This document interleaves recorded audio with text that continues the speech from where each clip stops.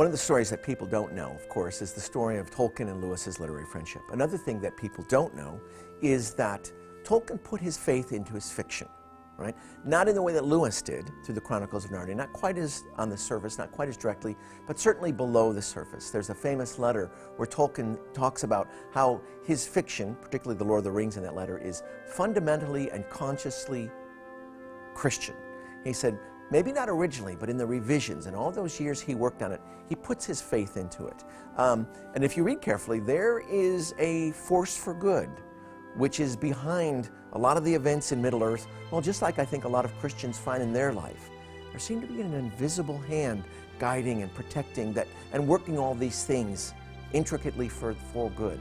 So Tolkien claims his books are fundamentally and consciously Christian. And so then we have to go and look and see where they are.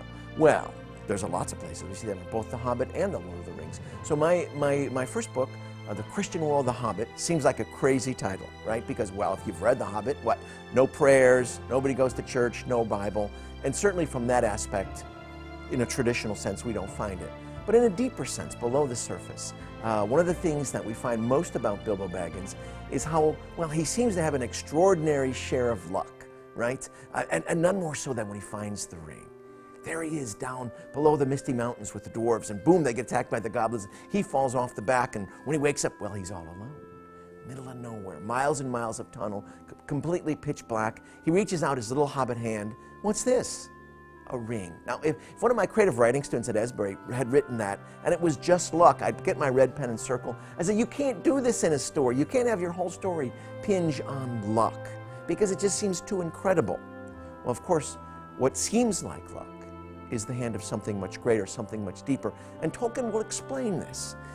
Gandalf will say to Frodo, Bilbo was meant to find that ring, and not by its maker.